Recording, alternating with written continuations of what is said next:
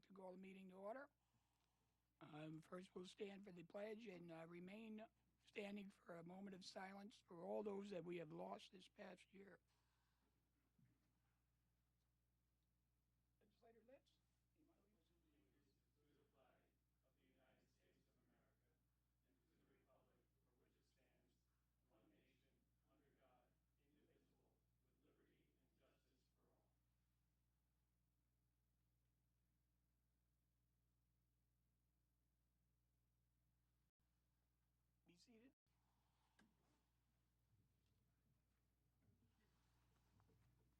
Be seated. All right, we have a few public hearings, and after that, I will say a few words before when we start the regular meeting of the legislature.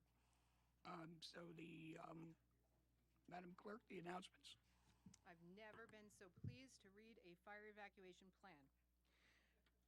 Fire evacuation plan. Please note that in the event of an emergency, the fire department has requested that legislators and all others move at least 1 block away from the county office building in order not to impede the firefighters in their duties. Cell phones. Please silence cell phones for the duration of session. Microphones. Please be reminded to use your microphone when you are speaking so that you are recorded for the official record. Roll call. Archer. Here. Bartels. Here. Bruno. Here. Cahill. Here. Corcoran. Here. Criswell. Here. DeLon. Here. Donaldson. Fabiano. Here. Guevara. Green. Haynes. Here. Hepner. Here. Litz. Here. Lopez. Here. Mayo. Here. Parity. Yep. Petite. Here. Roberts. Ronk. Present. Ushitel. Here. Walter. Here. And Waro. Here. 23 present and 0 absent. I hope Tonight, no one freezes tonight during the meeting. Okay. tonight we have our first public hearing. It is being confined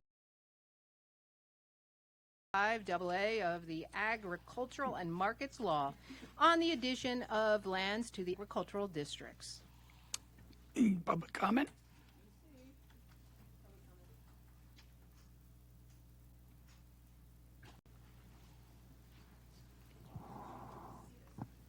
There is no public comment. And motion to adjourn the first Mr. public Chairman, I'll make a hearing. motion to close the public hearing. Any second? I'll second it. Okay. All those in favor? Aye. Aye. Adjourn. Second public hearing. Our second public hearing tonight is on proposed local law number 2 of 2021, a local law requiring the payment of living wage to employees of contractors and subcontractors that provide services to Ulster County. We do have a speaker signed up for this one. The speaker we have signed up is Mr. Phil Erner.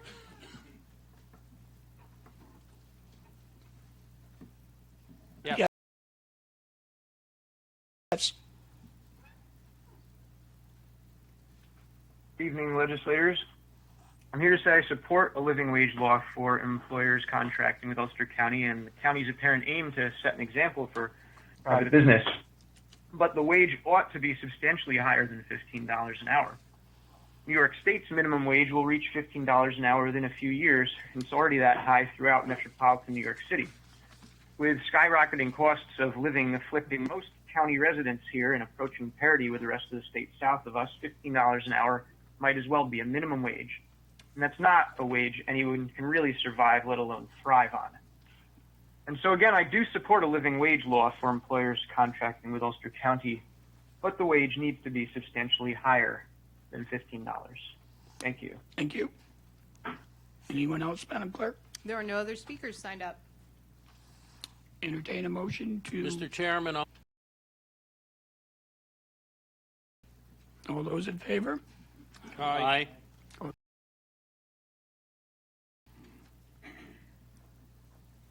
Tonight's third and final public hearing is on proposed local law number 1 of 2021, a local law amending various provisions of local law number 1 of 2020, a local law amending the code of the County of Ulster to include mandatory food scraps composting by large generators.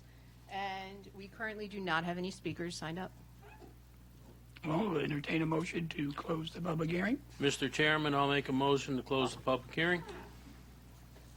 I'll second it. All those in favor? Aye. Alrighty, the public hearings are adjourned. Tonight we have a couple birthdays. John Gavaris, June 9th. And our lovely clerk, Victoria. Vicky, happy June birthday. 22nd. I mean, not that John's not lovely, but anyway,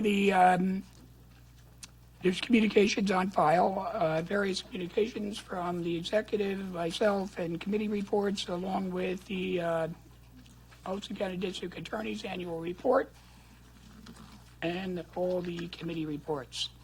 And we're going to have a privilege of the floors very soon. On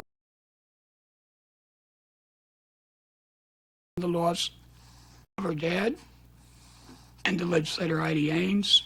We have had to say those types of words over this legislative session. We have lessons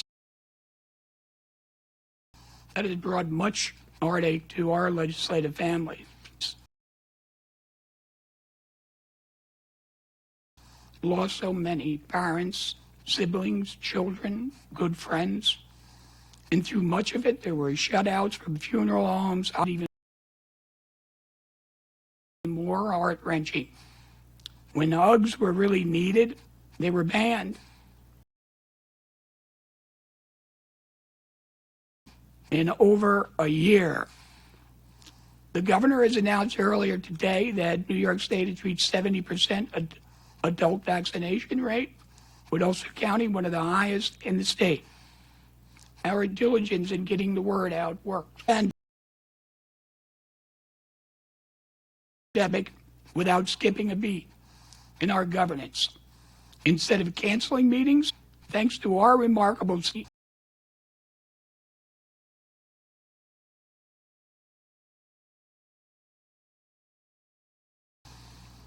not one meeting was canceled due to COVID.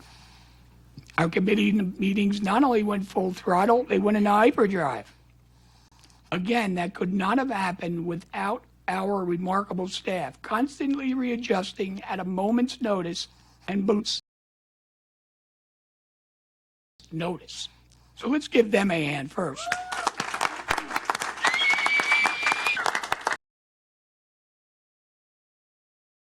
Yay, Bird.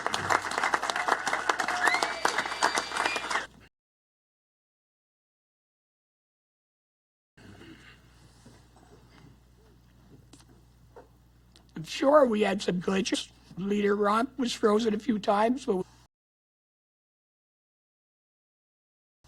humor aside, he, like all have stayed dedicated to the pledge we swore a year and a half ago.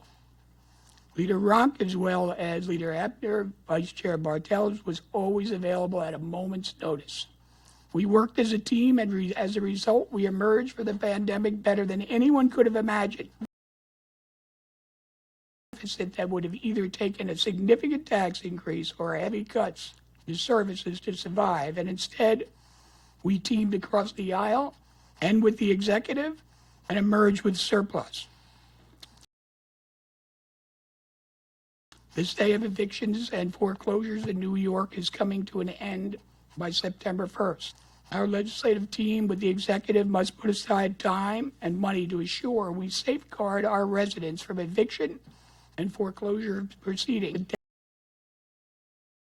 Dedicated federal and state money, we must be there to guide our constituents through the process, as well as put aside funds to fill any of the gaps. Today, we have the county executive in regard to the American Rescue Plan, something we could have only dreamed would have come true.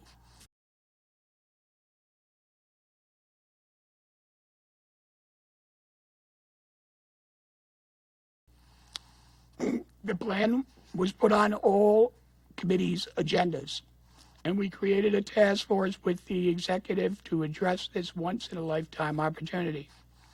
Let's say the ink was dry on my request to the committees, and others followed. I remind everyone that share account by Friday. We will compile everything for review and consideration. I assure the public we will face this task the same way we faced the pandemic, as a county team dedicated to the public we serve by boosting our economy and protect our environment good without creating legacy costs for coming generations. Before I call the executive to the podium, I want to point out that every member of this body contributed under most stressful circumstances to ensure our county moved forward. So you know what? Stand up and give yourself a hand.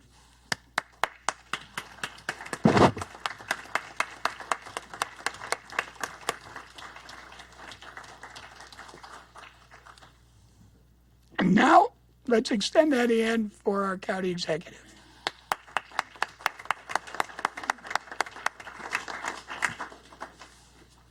Feels good to shake somebody's hand. It's nice. Good evening, everybody. I'm going to have my back to you the whole time, so I'll turn once and thank you for having me. And I have to say, it's just really good to actually see everybody in person. And I really, really appreciate the chance to not only see you all, but to talk tonight and to add my thoughts and I think the community's thoughts to this really important discussion. I do want to start by thanking you, Chairman Donaldson, not just for the invitation, but for your leadership throughout this last 15 months and of course before that, and all of you for extending the very generous offer to have me in tonight. It was 15 months ago, the last time that we were all together here in person, that I addressed you right at the onset of the pandemic, and I do think it's fitting and apropos that you're kind enough to have me back. And I hate to look backwards, but I think it's important that we do. And I ask everybody to join me in thinking back to that moment. It was March 17th of 2020, not a St. Patrick's Day that we want to remember. And join me in remembering, of course, the fear, the anxiety. I watched the video earlier. I looked exhausted, and that was only about 11 days into it. But also to remember and really feel, as we turn our eyes to the task ahead, the courage and the resilience that every single person in this room, that every single one of our residents and community leaders brought to bear immediately, right out of the gate. And as a county government, that night that I stood here, we had already begun making the difficult but necessary decisions to protect our residents. Working together, we boosted funding to add more public health nurses and deployed them across our county. Working together, we worked with our superintendents and school leaders to close schools ahead of the state and really lead the way in keeping our folks safe. And then we worked together to bring them back before most in the state when it was safe to do so. We acted quickly, and you all enabled us to have the funding to be one of the first counties in the state to set up county-run testing sites at a time when people were in desperate straits just to get tested and understand what was happening with COVID. That same morning that I addressed you all, I had held a telephone town hall where hundreds of business owners called in on Zoom, trying to figure out how Zoom worked. And I could feel them wrestling with the full brunt of the economic impacts that were about to hit them and their businesses and their workers. And later that same day, we actually announced something that I am probably most proud of, that all of us worked on, this Project Resilience effort, where we ended up delivering over 500,000 meals to people in need and helped keep open over 100 of our local restaurants. So now, as the chairman so eloquently said, 15 months later, I'm really proud to say we're at a very different moment in Ulster County. Thanks to our collective hard work, we have now vaccinated, as of this morning, 109,922 Ulster County residents. That's 71.3% of adults in Ulster County vaccinated. We've led from the beginning in everything, but especially that metric, which is absolutely critical to the governor's announcement today. We can applaud for that, yeah. We've reopened our county office building safely. We'll reopen our pool on July 4th. We'll have our county fair once again. Our schools have safely brought students back. Our restaurants, our stores, our theaters are reopening their doors, and we're all finally beginning to feel some sense of normalcy. And that is good, and I think we are through the worst of it. I really do believe that. But everyone in this room in particular, I think, knows and recognizes that our work is far from over.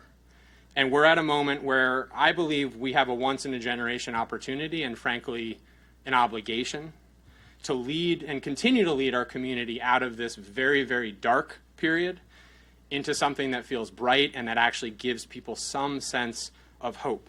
To go from 15 months of just really struggling to survive to some sense of thriving.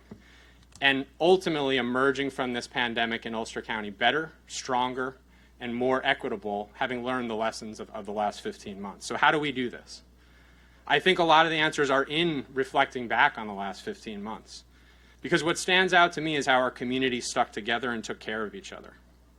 We had volunteers, community leaders, many in this room, that donned their masks, drove hundreds of miles, and delivered meals to the most vulnerable and needy and scared residents in our county. We had youth organizations from the Boys and Girls Club to the YMCA to CCE completely reinvent themselves and care for kids so essential workers could keep showing up at hospital ERs and at grocery stores and delivering mail and packages and everything else. We had many of our frontline workers, especially our healthcare workers and our own county public health nurses, every day donning protective gear, risking their lives to really protect us and keep us safe. In that darkest of times, in Ulster County, we acted collectively, we looked out for each other, and we remembered the most vulnerable among us in those dark times. And now as we finally leave the pandemic behind and we turn our attention to hopefully something better and to the opportunity in front of us, my ultimate call to us in this room is that we cannot forget that mindset that we had in the worst of times. We have to all move forward together. And tonight, I'm here to outline a vision, working with all of you to do just that. A vision that's been shaped by many conversations with a lot of you, through public hearings that we've held, through hundreds of responses to an online survey about the rescue plan, thousands of calls and emails and Facebook messages, and Instagram, which I don't really know how to use very well. And everyone that I've talked to, I think, at a minimum understands what is at stake. This is a moment where we have to push ourselves. We have to envision a future for our community where we don't just return to the way that things were before the pandemic, but instead we seize this moment to take really bold and really transformative action in our county. That means not just spending the $34+ million in federal relief funds, which we're extremely thankful for and excited about, but really thoughtfully and smartly and small d democratically investing those funds in a way that will create lasting and generational impacts. I think it really boils down to undertaking a people-centered recovery in Ulster County.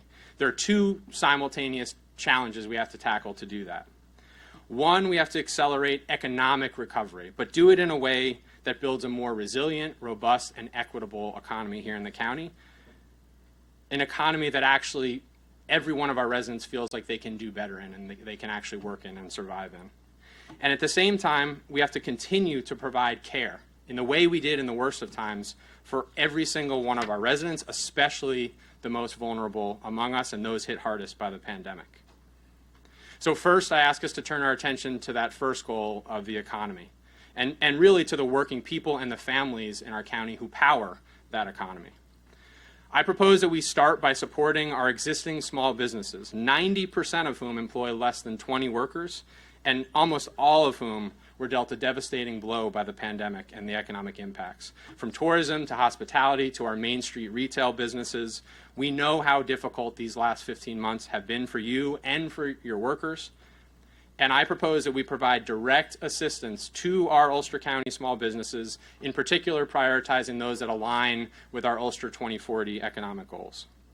At the same time, we have to attract new businesses and spur growth in our most promising emerging industries, helping to ignite the creation of more good-paying jobs for our residents.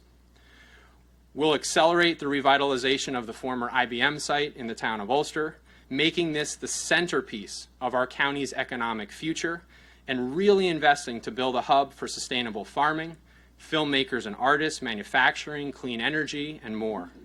At the same time, we'll work to identify other brownfield and high-potential industrial sites in other parts of the county that we can invest to revitalize.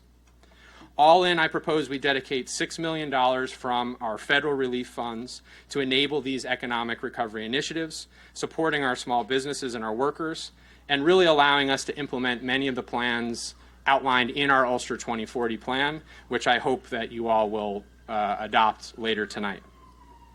Additionally, on this front, we have to invest in 21st century infrastructure to actually power a 21st century economy here in Ulster County. Of course, we know that means bringing broadband to all of our communities, so students don't have to actually get in the car and travel to find Wi-Fi to do their homework, so workers and businesses can do business from everywhere in the county. It means expanding our trail network, which both benefits our own residents and boosts tourism.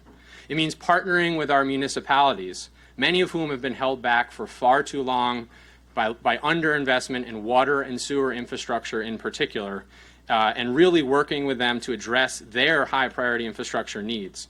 Matching and funding joint infrastructure projects with our municipalities will help accelerate economic growth in all of our towns and villages, bringing new businesses, allowing existing ones to expand, and also enabling the development of much needed housing throughout the county. I propose we dedicate an additional $6 million in relief funds towards these critical infrastructure investments in partnership with our municipalities. Altogether, between support to our businesses, investments at our former IBM site and other high potential sites, and these transformative infrastructure investments, I propose we prioritize $12 million to fuel our economic growth engine in Ulster County. I believe when you boil it all down, ultimately making these smart investments now will ensure that when my son, who's about to be 2, graduates in 2038, which is crazy to think about, but that he and his generation will have the opportunities that my generation didn't. Most of my good friends are not here because they felt like they didn't have that opportunity and that path to build a life and a family and a career. And at the end of the day, I think that's what is incumbent on all of us. I also think we have to remember that at the end of the day, these major investments to boost our economic recovery are critical, they're exciting, but they're really just a means to an end. And too often we lose sight of this, but the whole idea behind a people-centered approach to our recovery is to keep front and center the faces, the names, the stories of the people that work in our economy and actually live in our community, and to ensure that the economy we're building actually works to make things better for them, not the other way around. So that means not just creating jobs in Ulster County, but creating good-paying jobs in Ulster County and addressing our housing crisis so working people can actually afford to live in Ulster County. It means not just providing direct relief to our small businesses who desperately need it, but also providing direct support to our essential nonprofits who stepped up in remarkable ways the last 15 months to serve our seniors, our young people, our veterans, and a whole lot more. It means not just building critically needed traditional infrastructure, roads and bridges and sewer and water, but also investing in what I think is sorely lacking in Ulster County, our care infrastructure, ensuring we have the absolute best in mental health, addiction recovery services, supportive housing, and other critical social needs. Ultimately, we will never fully recover and thrive if our residents cannot find adequate, affordable housing in Ulster County. And as we all know, and as the front page of the Washington Post told us last week, Ulster County is facing a severe housing crisis. The problem is not new, but the pandemic has exacerbated the issue at a time when we know that wages have been stagnating for nearly a decade or even declining in real terms, and the prices for housing are growing at an astronomical rate, whether you're looking to buy or to rent in Ulster County. The good news is we've already started to address this problem. Last year, we all partnered and created the county's first ever Housing Development Corporation to increase our housing supply and address the issue. And we're making rapid progress on our first project, knocking down the old county jail and in its place building 160 units of desperately needed workforce and senior housing in its place. But as you all know, that is a small step, and we have a long way to go to address the full scope of this problem. And to me, what success will look like is the same frontline workers, whether a grocery store clerk who showed up at the worst of this in April, May, and June, or an ER nurse who showed up, that those people that literally risked their lives for our county can afford to live in the same darn county that they served for the last 15 months. And too many people are not in that situation right now.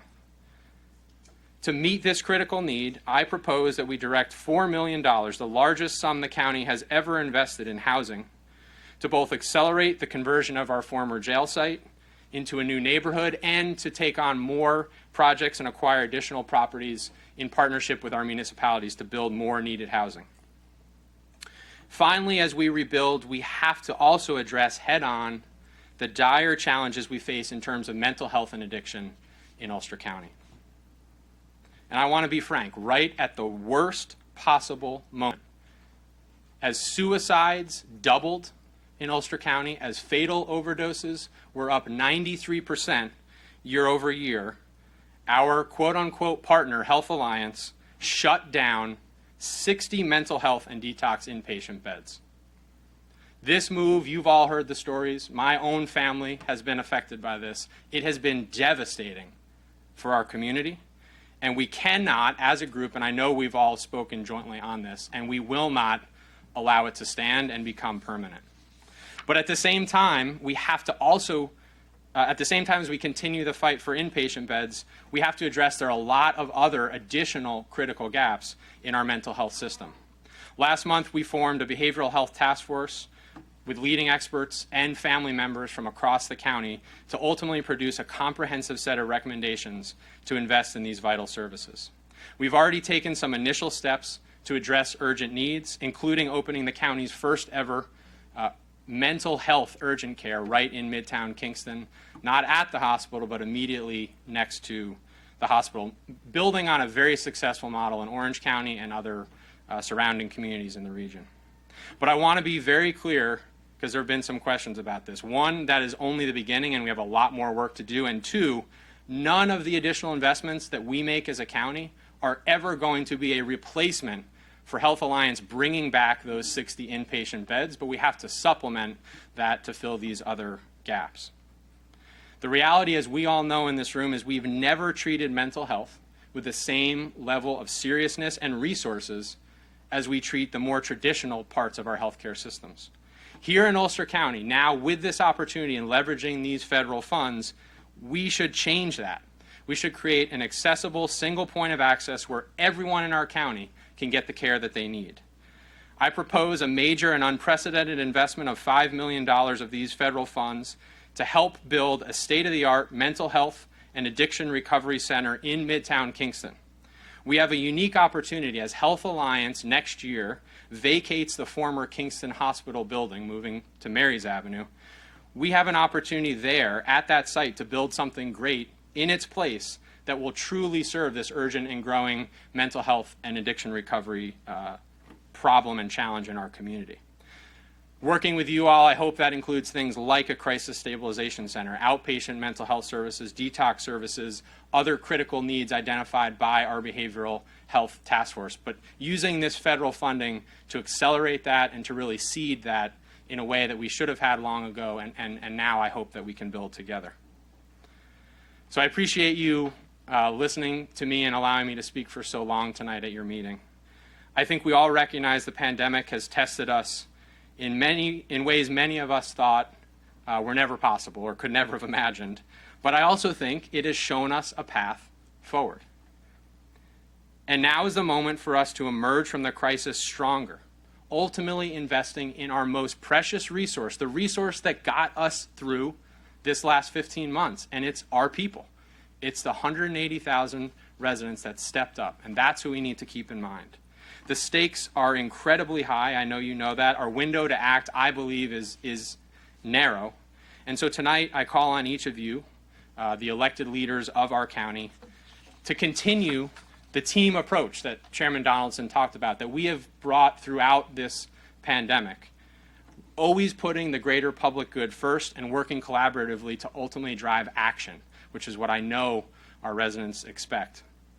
In the coming weeks, our Recovery and Resilience Working Group, which of course you know includes both legislative leaders and key members of the executive team, will finalize a detailed plan to invest these once-in-a-generation federal relief funds for the greater good of our community. I'm confident that with each of your continued input, the voices of our community guiding us, will produce something that we're all proud of, and I hope that you all will ultimately and unanimously approve a plan that we're all excited about. At the same time, as we finalize the plan, I also want us to work together to ensure that we have the proper resources, the people, the programs, the tools to rapidly and effectively implement that plan. It's not just a strategy, it's executing the strategy. So in sum, I think it all boils down to the fact that we've been through the worst, but we know we still have challenges ahead. But I know that if we take that Team Ulster County approach, which sometimes is harder, I know, but if we take that approach, and I'm committed to it, and I know each of you are, and if we summon that same grit and the compassion and the resilience that this community showed, both our formal leaders and our informal leaders, if we summon that, I believe we can literally do anything, and that we can absolutely come out of this better and stronger than we came into it before. So thank you again for having me. I'm excited to work with you all and ultimately to continue to serve the residents of the county.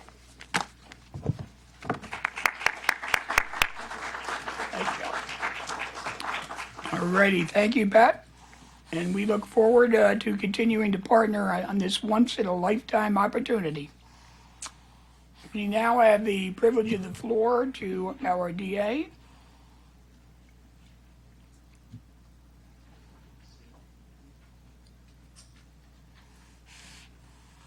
The Honorable Dave Clegg. It's such a special moment to be here with you and the first time that you've all gathered together in person. And it's good to see you all, and it's really a special moment. I want to congratulate you for the work that you've done over the last 15 months. I know it's been exemplary in every way, set, and form that you can think about, because this was not an easy time for anybody. And in my office, I'm here to ask for your support to do what we call a discovery unit. And we've got a PowerPoint that I would like to play so that I can describe for you what my office is required to do at this point. So the impact of discovery reform on the Ulster County District Attorney's Office. Next slide, please. So many of you know that back in April 2019, New York State passed sweeping reforms, criminal justice reforms, one of which was to take effect on January 1st, 2020, but it was with regard to discovery. Next. So discovery is all the evidence in a criminal case, right? Discovery is whether it be body cams or car cams or any kind of surveillance tapes, etc. So what we really now have is that automatic discovery has to take place in every single case. So in the good old days, the DA was able to give some witness statements or some police statements about police charges, what was going on in that case, and that was enough to resolve 80% of the cases. At this point in time, we have an accelerated timeline, we have a flow of information obligation, and we have to do it in every single case that comes before us. Next slide, please. So we have 21 different types of materials that we must report and provide to the defense, either within a 20-day period or a 35-day period if the person is not in custody, and in extremely voluminous cases, we get an extra 30 days. The increase in workload is something in the area of 50 times more than we had before in terms of the caseload responsibilities. So we have, as I said, in every single case, in the good old days, we would have to do it at the end of a case if it were going to trial, maybe not until 2 or 3 days before trial happened, you would have to provide all the evidence. Now we're at a point where we have to do that within 20 to 35 days of the onset of a criminal charge.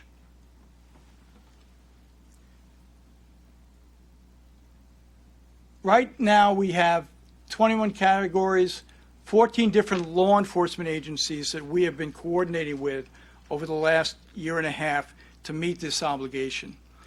What my office has done, and to the best ability that we have, is to work with all 14 law enforcement agencies within our county to make sure that they're able to provide us with the body cams and the car cams and the witness reports and everything involved in the case so that we can provide it in a timely fashion to the defendant. This unit that we're talking about will provide assistance to each of those 14 law enforcement agencies. You may have noticed that we've given out something 13 or 14 terabytes of information in the last year and a half. Terabytes of information.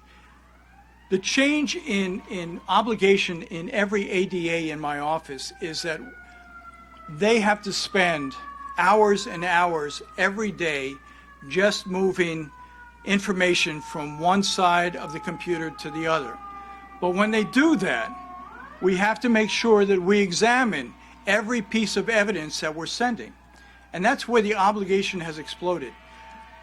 The world has changed. We have body cams, car cams, etc. We have cell phones that we look at. And believe it or not, cell phones are becoming a major source of evidence in cases. The amount of information contained in each of those, whether it be the body cams or the cell phones, is extraordinary.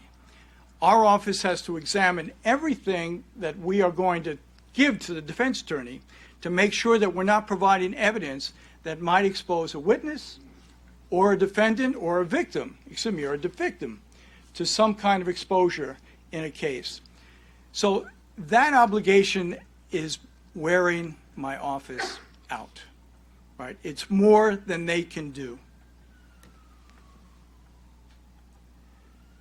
So initially, New York State didn't allocate any money with respect to this obligation. We were, before I got into office, we were positioned for two jobs, both paralegals, to meet this obligation. Because of the hiring freeze, we were only able to hire one person who was a part-time investigator to do that work, who has been working extraordinarily hard for the last year and a half to try and meet the obligations that this office has. We have totally digitalized our office since I came into place. We are working on the prosecutor's case management system, and every person in the office is part of implementing that and making sure that all the information that needs to be in our system is contained in that prosecutor's case management system. We were funded for 2 positions. We were only able to hire 1. I will tell you that back in March of 2020, the Dutchess County's District Attorney's Office was able to hire 7 positions, 3 additional ADAs, $650,000 worth of funding to provide for the support that's needed to deal with this additional discovery load. Our office is asking for less. One of the things that we tried to do when we projected this request is to give the support staff more obligations under this particular unit. So we don't need 3 ADAs. We can deal with 1 ADA, but we need special talents to deal with these issues. Somebody who has expert experience in terms of videos is something that we need right now. Believe it or not, between, as I say, body cams and car cams and surveillance cameras, video is something in the area of 40 to 50% of what we have to send over in discovery. In order to expedite that and to make sure it's done properly, one, we may have to do redactions. Two, we can compress it and limit it and make it more efficient. All those things take some expertise, so we're asking for a video person to be involved in that. As will be talked about more, and I've got Liz Clementi Mills here, who's going to talk about how it affects our individual ADAs, but a key component of reviewing this evidence is to make sure that we protect both our victims and our witnesses and our confidential informants. And all of that requires time and review, and if we have a discovery unit that can do that initially, and the concept is that 70 to 80% of the discovery obligation will be met by this unit. And I'm hoping that that can be done. And if so, we have ADAs who can do their job, experienced, excellent trial attorneys who we want to be able to put their experience to doing trials at an effective level and making sure that our county is protected at every level. That's what I want to ensure our office is able to do. Next slide. Okay, that's it. So what I will say is the people in my office are giving their blood, sweat, and tears to working harder than they've ever worked. Their caseload is triple and quadruple what it ever was. The amount of work in every case is doubled from what it ever was. That's the position we are in, and it is a crushing obligation on everybody in my office. This is existential, to get this amount of support to my office to make sure that the ADAs can do their job at a highly effective and competent level and protect the community at the level in which they deserve. So thank you. I would ask Liz. Liz is the head of our IPVI, and she's extraordinarily committed, diligent, gifted, has worked, I think, for 18 years for this office. Intimate Partner Violence Intervention is a program we've expanded in this county. Even despite all the work that we're doing, we want to expand that to protect victims of domestic violence, and she has been a leader in that, and so I welcome her to talk to you. Thank you.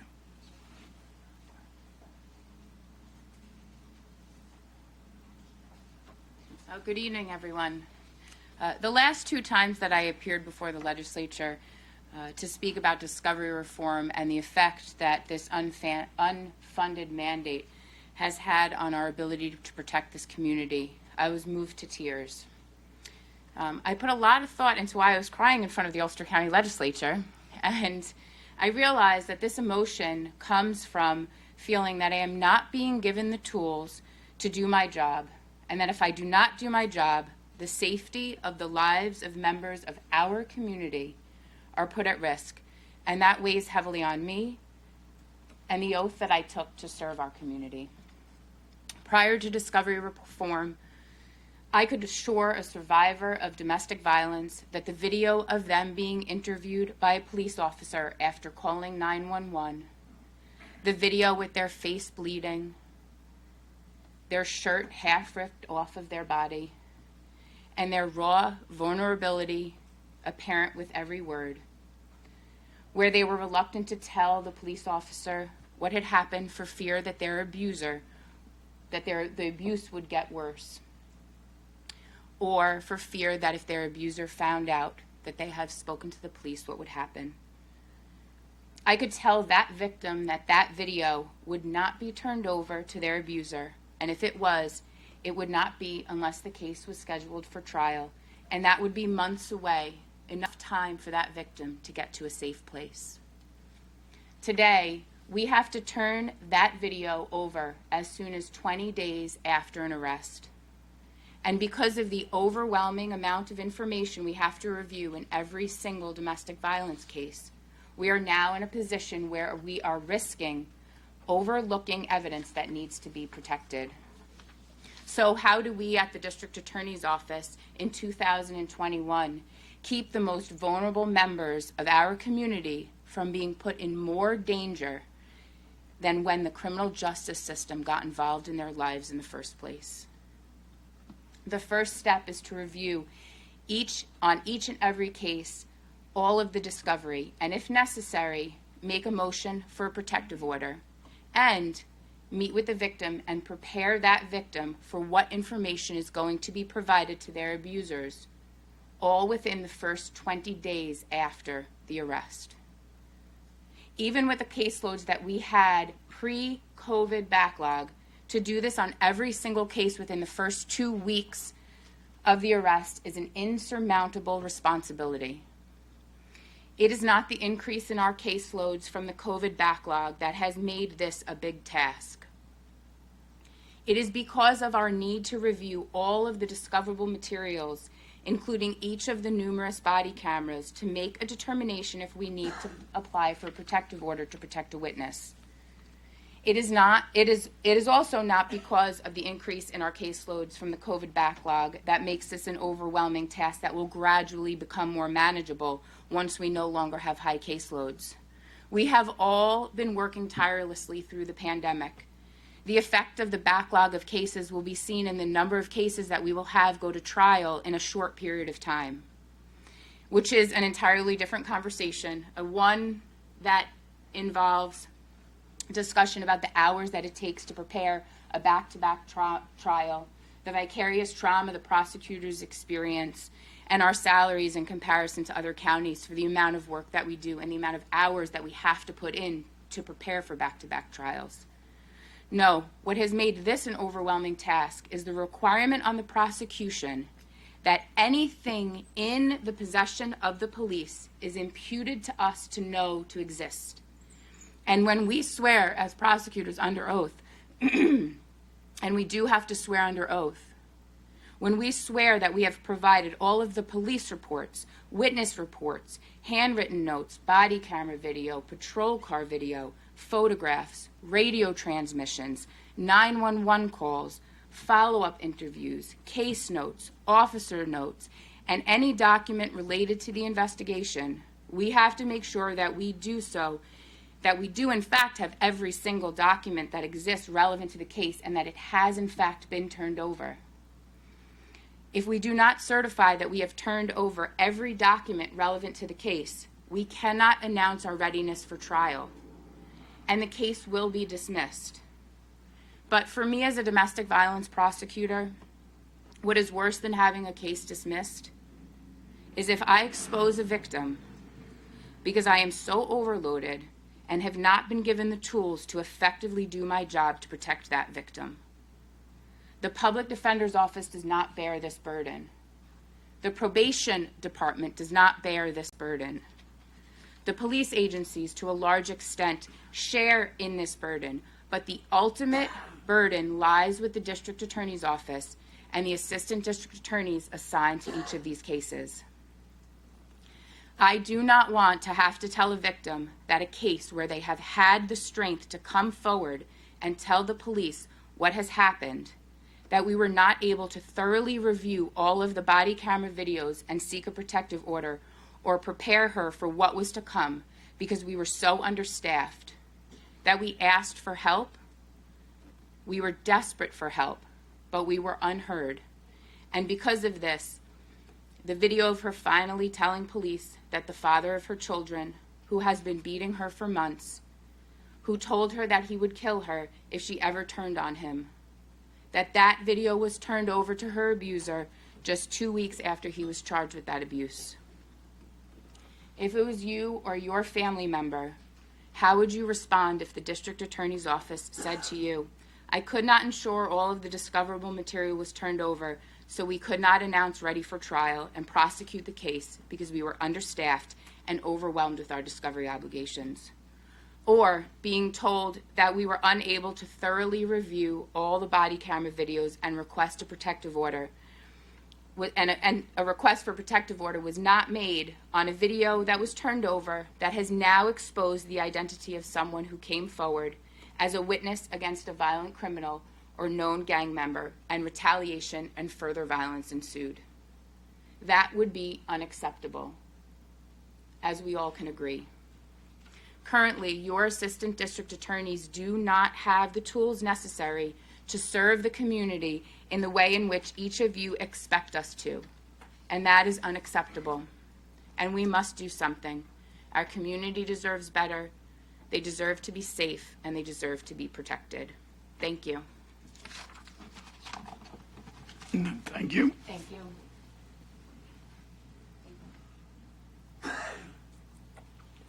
All right, we now go into, unless anybody has any questions for the, okay, then we will go into the agenda, starting with the public comment. And I just want to remind everyone here and listening at home that we've made some changes to the rules of the legislature. There are now 2 public comment opportunities on our monthly agendas. This portion is reserved for the public comment on items currently before the body. So items on this evening's agenda or a resolution that may have been postponed in committee earlier in the month. The second public comment would be after the resolutions are voted on and before the conclusion of the meeting. So public comment. There's no speakers signed up at this time. Then why did I have to say all that?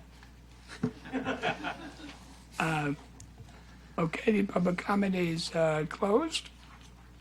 And we start with the resolutions, starting with the consent agenda.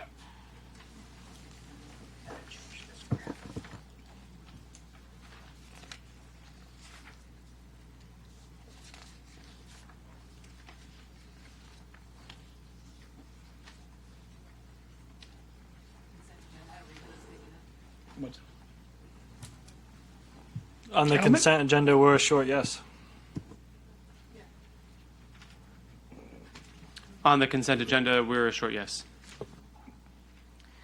The consent agenda is adopted 22-0. We are currently missing legislator parity.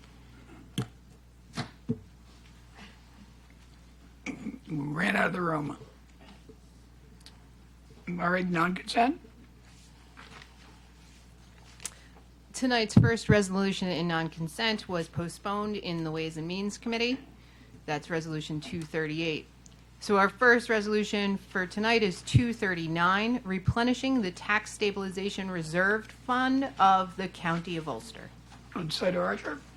Yes, thank you, Chairman. I would like to refer this back to the Ways and Means Committee. I feel we need a little bit more information so that the legislators are well informed on their decisions. Do we have a second? I'll second that. All those in favor of the referral? Aye. Any opposed? Seeing none, carried. The resolution is referred back to the Ways and Means Committee by a vote of 22-0. Resolution 249, amending the 2021 Ulster County budget to fund the environmental outreach manager position in the Department of Environment. On the resolution? On the resolution, we are a short yes. On the resolution, we are a short yes with, I believe, 2 noes. If I'm wrong about anybody, let me know. Ronk and Litz.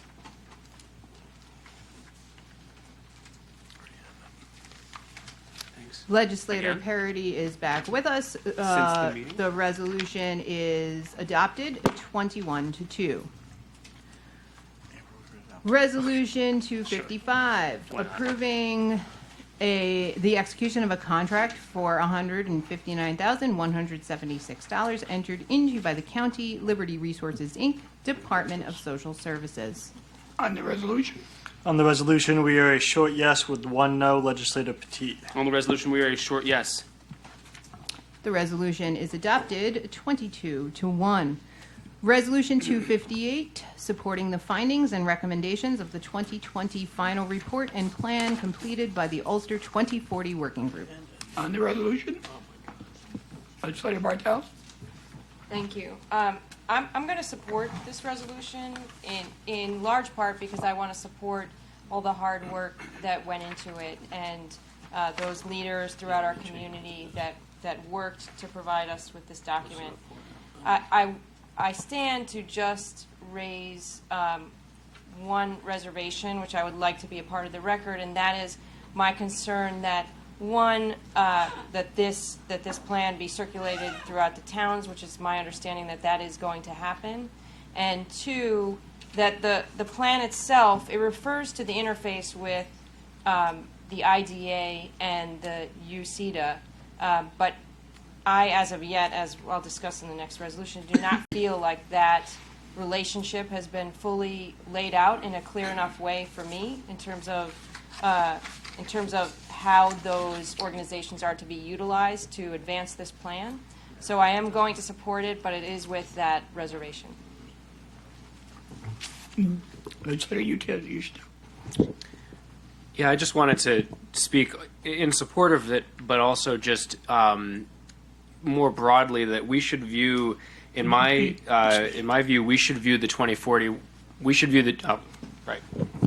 Forgot about being in person. You have to stand up, and I don't have my standing desk like usual. And you have to wear pants too. Right, I know. Yeah, you're welcome, all of you.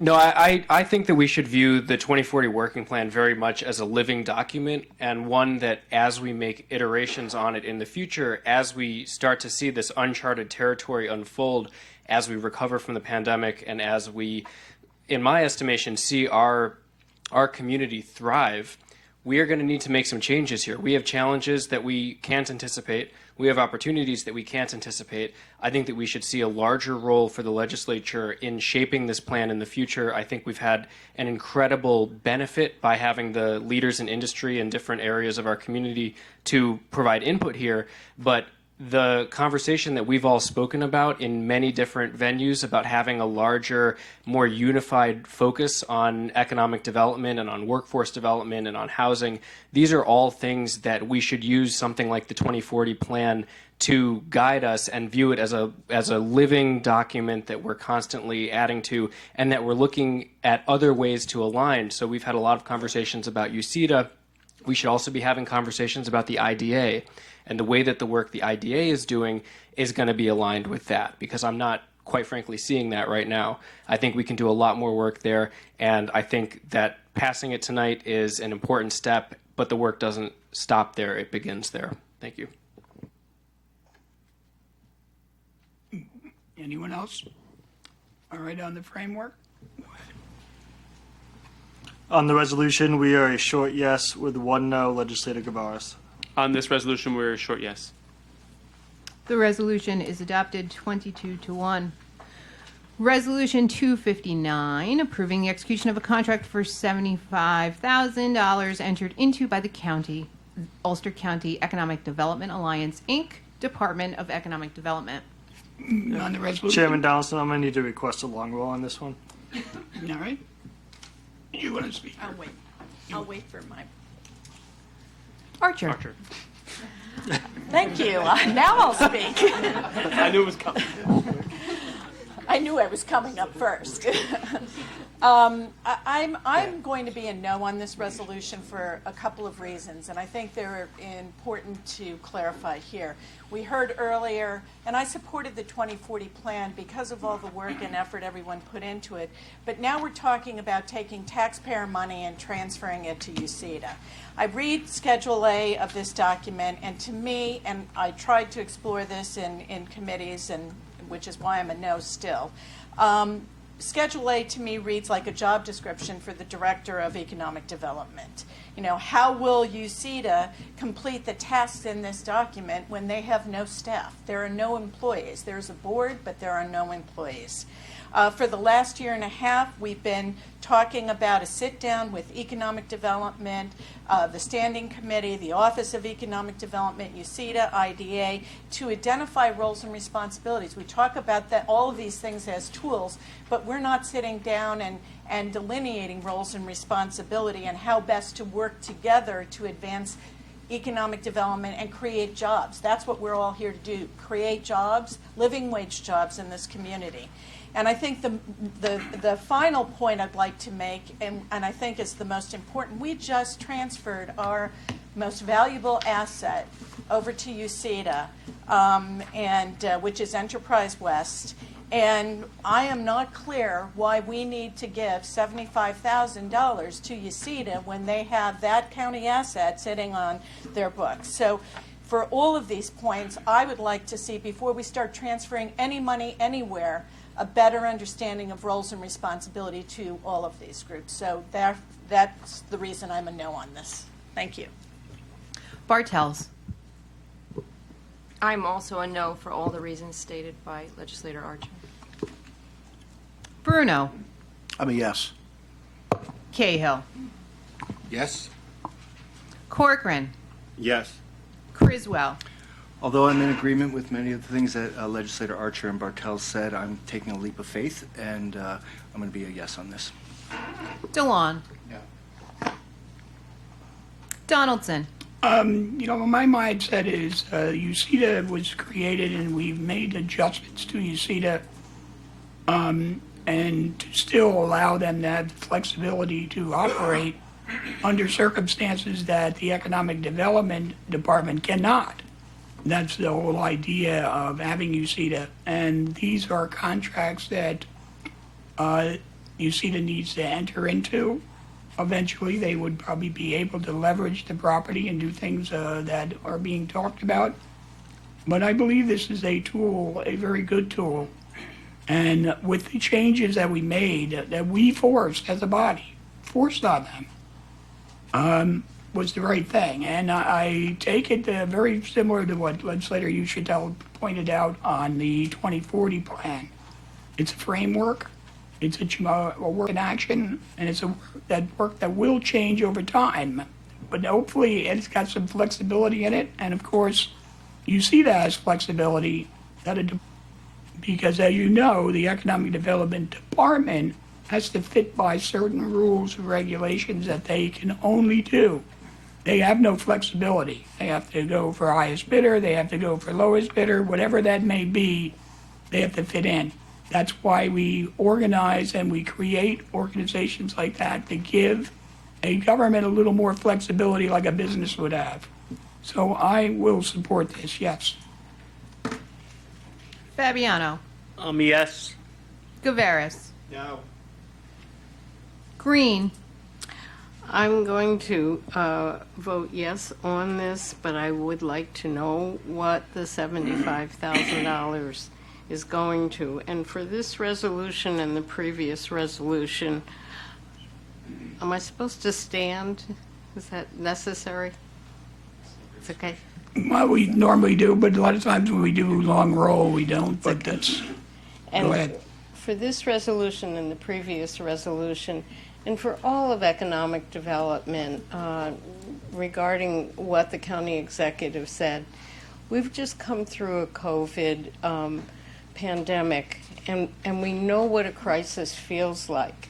We have a global climate crisis. I don't see us adjusting our economic development to ensure climate solutions are embodied in every single one of these actions. And I'll keep bringing it up until I see it, because it's critical for our future, for the very, for County Executive Ryan's son, for my grandson, for the future. We have to start paying attention, and we have to do things differently.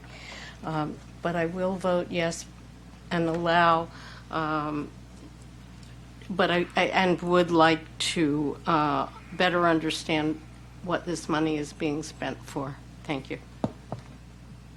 Haynes. Yes. Hepner. Yes. Litz. Yes. Lopez. Yes. Mayo. Yes. Parity. Yep. Petit. Yes. Roberts. Yes. Ronk. No. Ushitel. I think it's a really wise choice for us to fund this work and to do so through UCEDA. I would like to point out to everyone, that we have sought concessions from the county executive on the makeup of UCEDA, and I think we have a really good group that is actually providing additional oversight even after our appropriation tonight. So I feel very confident in voting yes tonight. Walter. No. and Waro. Yes. The resolution is adopted 17-6. The next resolution is a bond resolution 269, authorizing the purchase and installation of Black Creek system equipment in the Ulster County Jail for the County of Ulster, New York, at a maximum estimated cost of $1,102,665,000 and authorizing issuance of $1,102,665 bonds of said county to pay the cost thereof. Archer, Yes. Bartels, Yes. Bruno, Yes. Cahill, Yes. Corcoran, Yes. Criswell, Yes. DeLon, Yes. Donaldson, Fabiano, Yes. Caveras, Yes. Green, Yes. Haynes, Yes. Hefner, Yes. Litz, Yes. Lopez, Mayo, Parity, Yep. Petit, Yes. Roberts, Yes. Ronk, Yes. Uchatel, Yes. Walter, Yes. and Wara. Yes. The resolution is adopted 23-0. The next resolution is 272, amending the 2021 Ulster County budget to create a Discovery and Records Unit at the Office of the Ulster County District Attorney. On the resolution, On the resolution, led by legislator Walter. Thank you. I just want to say how sorry I am that the district attorney's office has had this incredible burden. I was informed, as the chair of law enforcement public safety myself, and legislator Haynes got a sense going back to the beginning of the 2021 budget cycle, the stress that they were experiencing. I have to say I didn't even fathom then how incredibly serious it was. And I wish that we had the hindsight when doing the 2020 budget to make sure this didn't happen. I wish we had the hindsight and didn't have a pandemic in front of us in the 2021 budget to make sure this didn't happen. I'm moved to tears at what you have all been dealing with, and I am so sorry. Thank you. Legislator Ronk. Thank you, Mr. Chairman. Yeah, I personally wish that we had the hindsight as a body to go back and reconsider Resolution 535 of 2019, which urged the state legislature to put on hold and amend, rethink the bail and discovery reform that was passed back in 2019 because of all the reasons that we're seeing now and all the reasons that were described to us by the DA's office tonight. Many of the concerns for victims of domestic violence, victims of crimes, were listed in the resolution, which was defeated by a majority of the members of the Law Enforcement and Public Safety Committee on December 9th of 2019. I definitely think that the DA's office needs resources. I don't think that June, in the middle of a budget, is the time to be adding this much money. And again, we have some of it is going to be funded through grant funding for this year and moving backwards. But in the future now, we're committing future legislatures to more than $500,000 of spending. And I think that that's the kind of thing that we have go through the budget process and not a single resolution in the middle of the year. So for those reasons, I'll be a no. Anyone else? Legislator Parity. Yes, Mr. Chairman. I'd like to thank the chairlady of our Criminal Justice and Public Safety Committee for her comments. When this issue was in the forefront a few years ago, our committee passed a motion to invite people in the business to come in and tell us what the impact of bail reform and discovery reform was going to be. Nobody came by. I'm convinced now that there is a problem. I'm a little disappointed there's not a sunset clause in this, where if there is a reduction in some of the incidents down the road, that even geometrically they could be reduced. But it was a complicated thing. We, at least I, had no knowledge, but I will tell you this, 2 people told me this was going to be difficult. One was the sheriff, and one was the sheriff's predecessor. Otherwise, here we are today. So I will vote yes, but this could be the symbol of the collapse of the committee system if they don't get the information right. Legislator Ronk.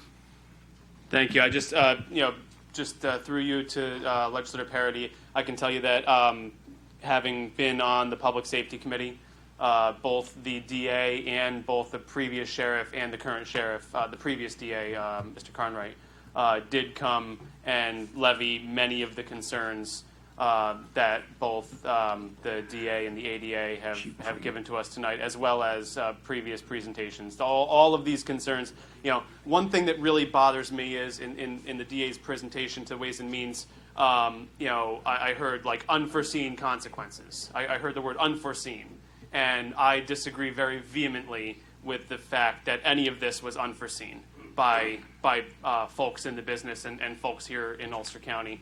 I think that it may have been underforeseen by members of the state legislature that passed it. But none of it was unforeseen. It was brought up in debate in both houses of the state legislature that these were going to be the consequences of passing the discovery reform, and yet they passed it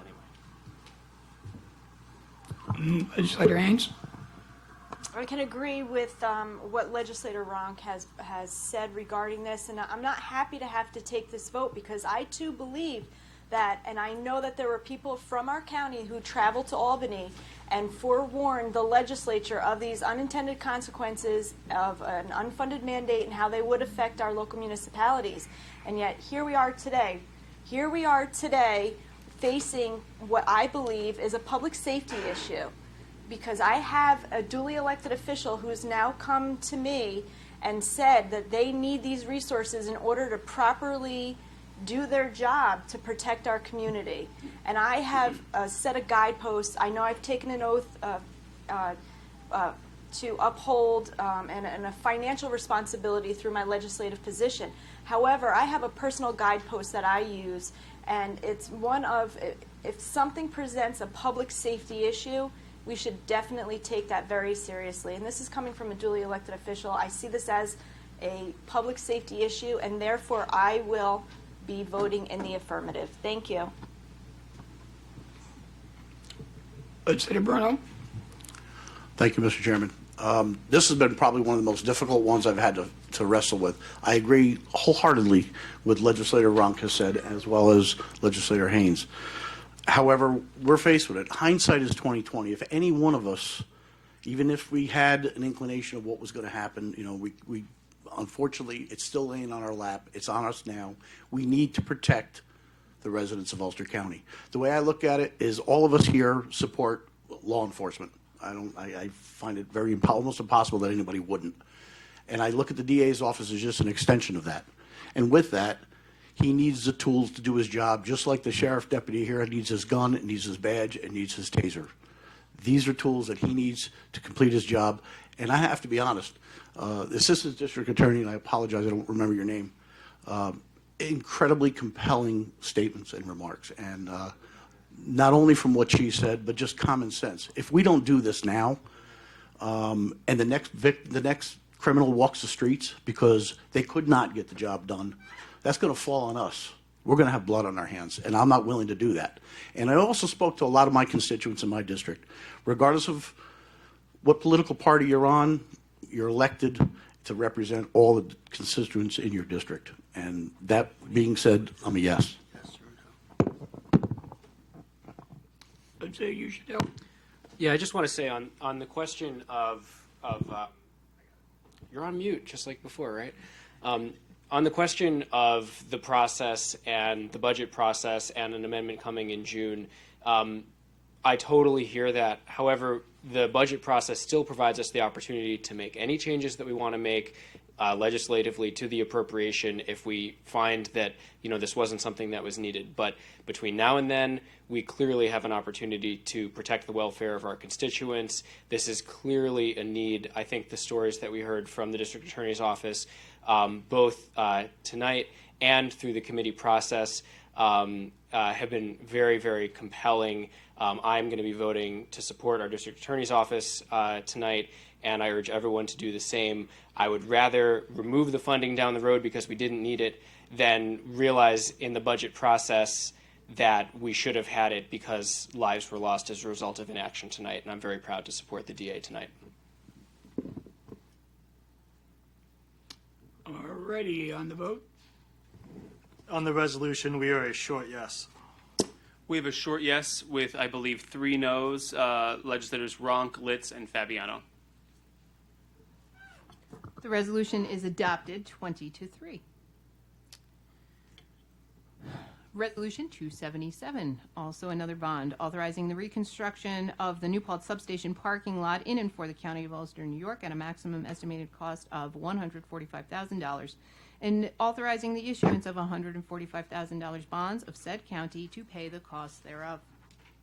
Archer. Yes. Bartels. Yes. Bruno. Yes. Cahill. Yes. Corcoran. Yes. Criswell. Yes. DeLon. Donaldson. Yes. Fabiano. Yes. Gaveras. Yes. Green. Yes. Haynes. Yes. Hepner. Yes. Litz. Lopez. Mayo. Parity. Yep. Petit. Yes. Roberts. Ronk. Yes. Uchitel. Yes. Walter. Yes. And Waro. Yes. The resolution is adopted 23-0. Resolution 283, authorizing the chair of the Ulster County Legislature to enter into a lease agreement with Higginsville Station, LLC, for Board of Elections office and storage space, Department of Public Works, Buildings and Grounds. I recognize Legislator Bartels for a amendment, which is, everybody has a copy of it? Thank you, Chairman. I just would, yes, everyone has a copy of the amendment. It's the second set. It's the second amendment set that was set around. The amendments are in red, and it's I can read them, but you all have them. It's the amendment that provides the sole discretion to the legislature in terms of the extension. And thank you, Deputy Feaster. Basically, having legislative counsel being added to, I'll second the amendment. all right? On the amendment. On the amendment, we're a short yes. On the amendment will be a short yes. The amendment is adopted 23-0. On the resolution, Legislator Ronk. Thank you, Mr. Chairman. I and my caucus members are going to be a no on this resolution tonight. I had hoped that we would be able to have this referred back to committee. There's been a lot of confusion, differences of opinion about the need to enter into this lease for the entire Board of Elections.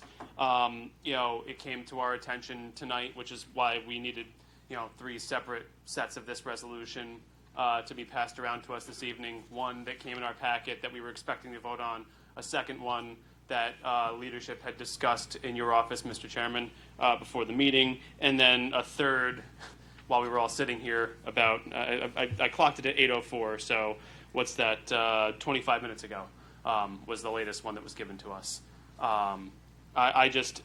These last minute changes and this last minute jockeying has me very concerned about whether the taxpayers are being protected by what we're passing tonight. I don't believe that they are. I believe that this is a far overuse of taxpayer dollars for what amounts to be likely a short-term solution. The more immediate concern is the Board of Elections machines and machine techs, which are currently being housed at the old Ulster County Jail, which will soon be the Housing Development Project, but not too soon. And I think that that's where some of the confusion comes from. And I think that that's where some of the misinformation that's been given back and forth has come from. Shovels aren't going to be in the ground in January, which is the made-up deadline for the Board of Elections to move their machines and machine techs out of the building. There's going to be a lease back between the Local Development Corporation and the county for that space until such time as Penrose Development gets funded with their low-income tax credits and starts to put shovels in the ground. We have no problem at Wall Street. We have no problem with the front-facing staff, the Board of Elections. People know where it is. And I believe that our long-term solution is going to be to get them into county property, both the machines and the staff into county property. Some of that requires dominoes to fall, and some of that requires innovative thinking and forward thinking, which both the former administration and the current administration really haven't had when it comes to space for the Board of Elections. We've been talking about this, myself, Legislator Bartels, others from the other side of the aisle have been talking about this for years and years and years, about the need to bring the Board of Elections into county-owned property, to stop paying the $60,000, $70,000, $130,000 to house the Board of Elections in leased space. And there are options. We have options. We have options right now, if we looked hard enough, to be able to bring the machines and machine techs to county property, but we're not. I respect the commissioners for wanting this space. I'm sure it's going to work better for them, but I just don't think it's going to work better for the taxpayers. I really, I wish that there was the consensus to refer this back to committee so we could really do our due diligence on it. I feel like we're not taking our fiduciary responsibilities very seriously tonight with passing this resolution, and I'm disappointed about it, but it is what it is. I'll be a no. Well, for a point of information, the amendments were done as they basically are just allowing our legislative council to oversee if there's any changes, and he has to okay that, correct? I agree with that. The amendments were done because the previous iteration that everyone was prepared to vote for tonight had the county attorney being able to solely change the. So I'm glad the amendments went through, and that's why my caucus members and I voted for them. But I think that the concern that I have is that we required 2 sets of last-minute amendments in order to make this so we actually had any sort of control over what the final lease is going to read. And that kind of last-minute concern, even here tonight, is the biggest concern that I have about where this is going forward. I mean, if that was tucked in there by the executive's office, what other nuggets are we going to find as we go along after we pass this tonight? Well, we've done that before, though, and we had ones in Legislator Ames. Yeah, through the chair to Legislator Ronk, I'm voting in the affirmative for this. Oh, all right, well, I cease to speak for Legislator Haynes. Okay, Legislator Bartel. Thank you.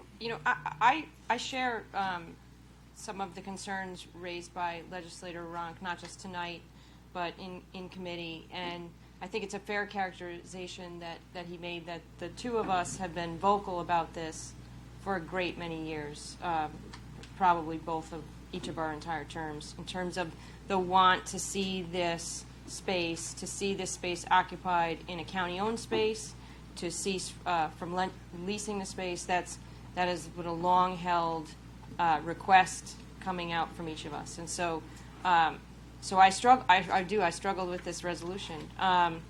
The amendments, I think, and I respect the affirmative vote on the amendments. The amendments are positive amendments. We only found out today that what we amended yesterday, we could comfortably put in that we would have sole discretion for extension of the lease, which I think is important if we do end up in this space for more than 5 years, and that was a concern that I had with a new lease. But I do think we should be aggressively moving to move Board of Elections into county-owned property. That said, while we can argue about the deadline of January and whether or not January deadline's real and whether or not there's a push, and again, I think Legislator Ronk's probably correct that there is probably going to be some wiggle room in a January deadline. I cannot comfortably say today what that wiggle room is. I cannot comfortably say today that even creative thinking will solve this problem when it hasn't been solved in this long, and it's actually not really the legislature's responsibility. I mean, it's very clearly not the legislature's responsibility to determine a site for Board of Elections. So I am going to support it tonight, but I support it with hesitation and serious ambivalence. I think this will be a great site for the Board of Elections. I think that they will be very happy, and it will be productive, and it will be much better to have everything contained under one roof. But I personally am going to continue to push that we spend the next years looking for a county-owned facility to contain the Board of Elections, either in whole or in two separate spots, if that's what's required. Thank you.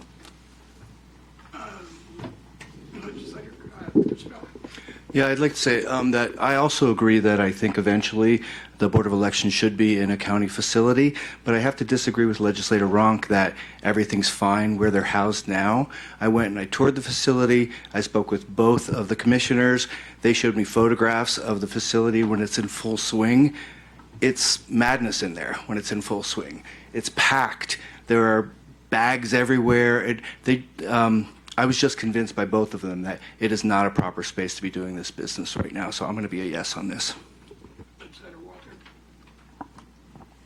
Thanks. I'm really struggling with this one, and in my heart, I wish that we had these conversations back in Ways and Means, and so I don't know where the support is for this, but given such the divide, and given that even those who are supporting it are doing with such hesitation that and that it seems like some conversations need to be had, I would like to make a motion that we put this back in committee, because I don't really want to say no. I actually want to talk about it more and understand it more before I could make my decision. And so I'm putting that motion on the floor. I'll second that.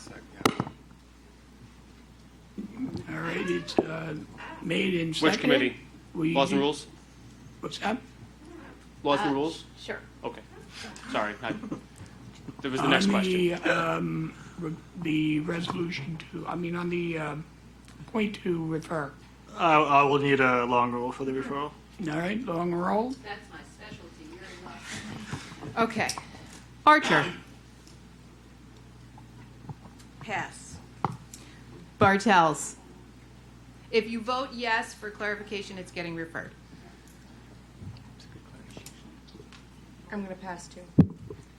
Bruno. I'm not going to pass. I'm going to say yes, send it back to committee. Cahill. I'm going to say no, thank you. Corcoran. Yes. Criswell. No. DeLon. Yes. Donaldson. I believe the point was that they needed certain times to go into the building at the old Freeman building. The person that owns the building has a great deal of work. They wanted the 6 months in order to be able to be up and running. Our lease, I believe, runs out at Wall Street at the end of the year also. And that's another aspect of why they wanted this to be done now. We also put in safeguards on this lease agreement, making sure that any changes that are being made, they get okayed by the county attorney with our legislative council also having to agree with those changes. That's our protections. That wasn't on the original lease the way they had it set up, but we put that in as for our protections. And my mindset is postponing this is not solving the problem. It's kicking the can down the road. So I am a no. Fabiano. Yes. Caveras. Yes. Green.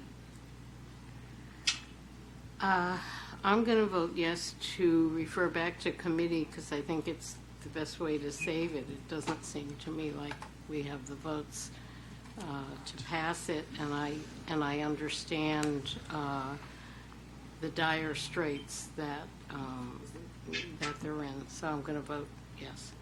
Haynes. I'm going to meet in the middle and vote yes to refer back, but I just have to say I didn't need much convincing. I feel that the current location for Board of Elections does not serve our constituency well on multiple levels, including parking and ADA compliancy. So I will vote yes to refer it back. Hepner. Because of how crucial the functions day in and day out to a democratic process the Board of Elections is, and after many conversations on this issue, especially hearing from directly both the Democratic and Republican commissioners of the Board of Elections, at this moment I will be a no on referral because I believe we need to move forward because of the dire situation in the current place the BOE is at. Litz. Yes. Lopez. Mayo. Yes. Parity. No. Petit. I head toward the Board of Elections as well. It is not a healthy work environment. They have problems with the heating, the air. There's rodents. Parking is terrible, and we have to get them set up in a suitable location. No later than September. If we keep postponing it, we won't be able to get them into another building. So I am a no on referring it back to committee. Roberts. I have complete confidence that Legislator Bartels and Leader Ronk and the rest of the Laws and Rules Committee can get together, hopefully maybe in a special meeting, and with the other stakeholders and come to some conclusion within a month. So I'm a yes. Ronk. Yes. You should tell. I think by delaying this moving forward tonight, we're going to be giving a bunch of very people that we really rely on for a very important function a pretty big heart attack. And I'm going to be a no on referral, and I suspect it's going to be referred, and I just urge everyone to please, be expeditious with moving this forward because it concerns me that we're pushing this off. I'm a no on referral. Walter. So I want to clarify that I have tremendous support for our BOE, and the referral has nothing to do with a denial that there's a need for them to move. Clearly, they have to move somewhere else. But on the other hand, this is a 5-year lease, and in a building that we don't own. And so this is why I put this forward. And I just, again, want to be clear. This does not deny that there's a problem. It just denies that the solution may or may not be the best one. And honestly, 1 month in the larger scheme of things, I do not think will be what destroys the BOE. I think that time can be used carefully and successfully. Obviously, there is a clear importance to finding a good solution, so I trust Laws and Rules that they'll do it.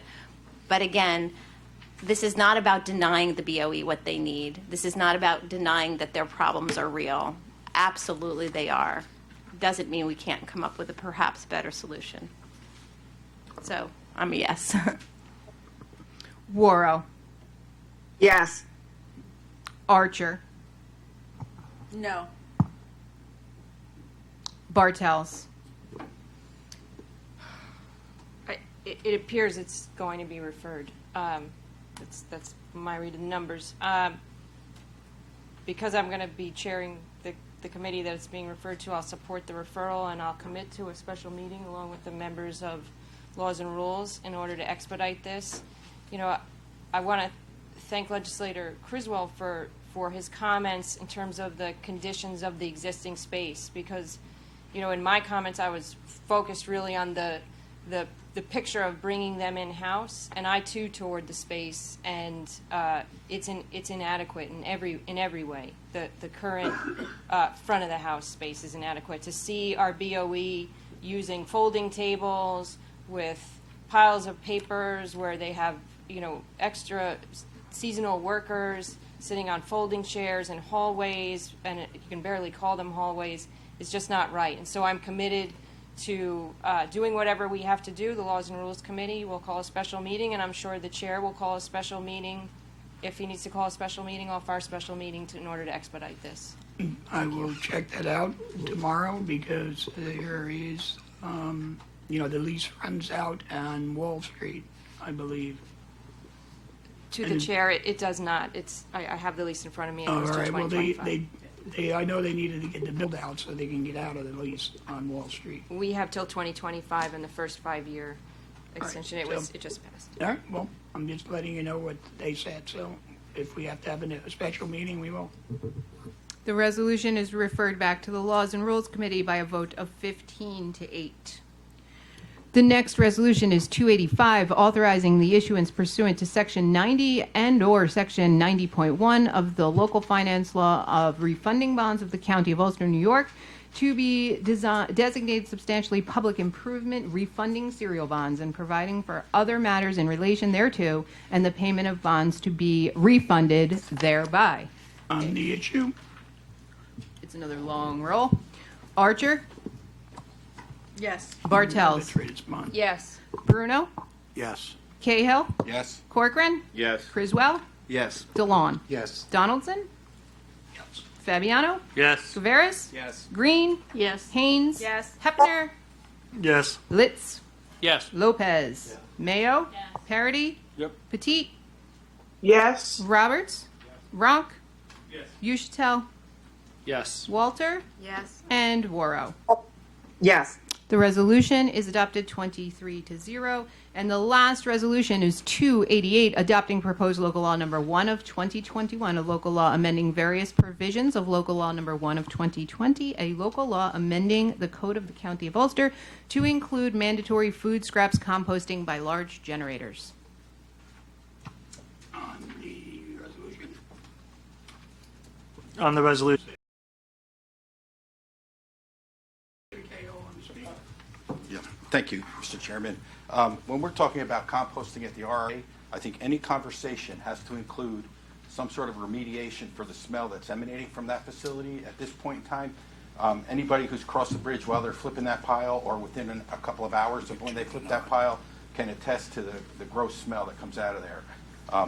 This is a plan, this plan, although it's pushing it out a little bit to extend and give the municipalities longer time to adhere to the law, any conversation that is involving expanding the composting law should also include a conversation about remediating the smell that they're generating. And so far, it's in their long-term plan to build a building, use equipment to reduce the smell, but yet they haven't done anything except expand their pad so they can compost more and make the smell worse. So I'm going to advocate, I will support this, of course, because I think composting is a good idea, but composting the right way is the best idea. And we're not doing that right now, and we should do everything in our power to make sure that the RRA is doing more to take care of the residents in that area. Thank you. All right, on the resolution, we already, Jonathan, you said, was you sure yes? Yeah, we're sure, yes. The resolution is adopted 23 to 0. Alrighty, now we have the second public comment time. We can talk about anything from Tibet to the Oscars. There is nobody signed up for the second public comment period.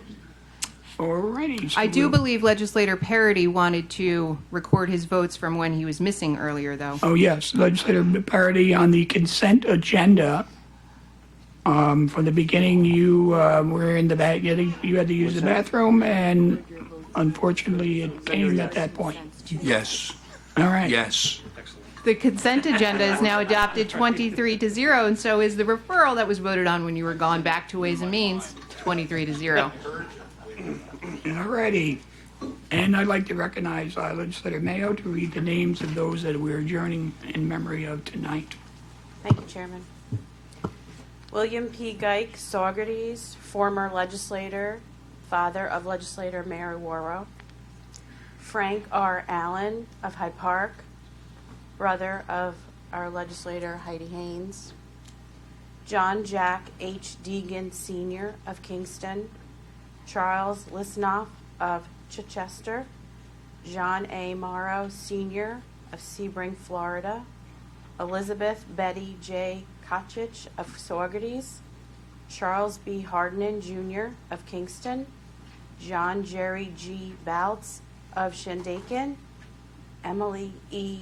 Hawley of Kingston, Linda Rinker Bryce of Glenford, Leroy W. Carlson Jr. of Gardner, Anne Marie Rita of High Falls, Mildred Goldsmith of Kingston, Jane Ryan of Shokan, Margaret Knott of High Falls, John Jack F. Boyle Sr. of Hurley, Michael Bush of Phoenicia, Joyce Schiff of New Paltz, Elaine Lognato of Kingston, Kathleen A. Van Tassel of Port Ewan, Sherritt S. Chase, Town of Olive.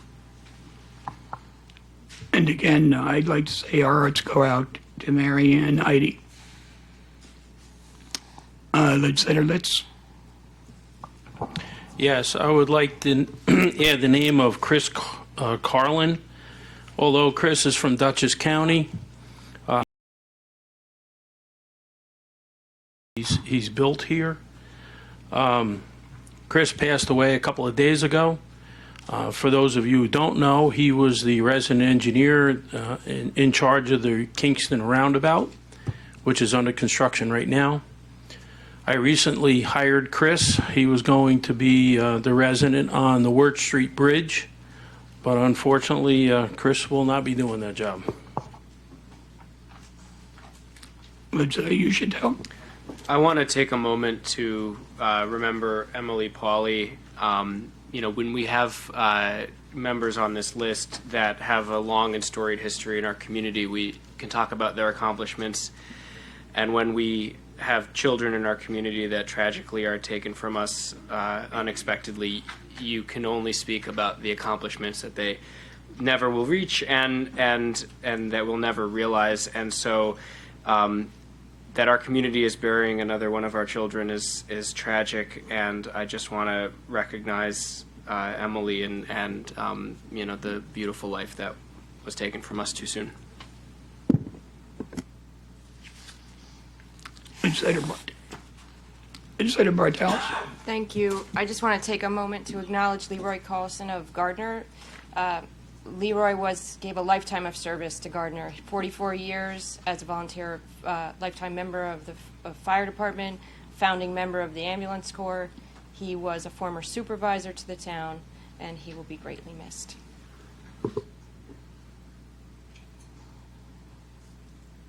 Alrighty, the next meeting will be held on Tuesday, July 20th at 7:00 p.m. at SUNY Ulster at the Stone Ridge campus at 491 Cottage Hill Road, Stone Ridge, New York. The resolution deadline is Friday, June 25th at 12 noon. I'd like to entertain a motion to adjourn. So moved, Mr. Chairman. Second. Already made, seconded. All those in favor? Aye. Opposed? None? Adjourned.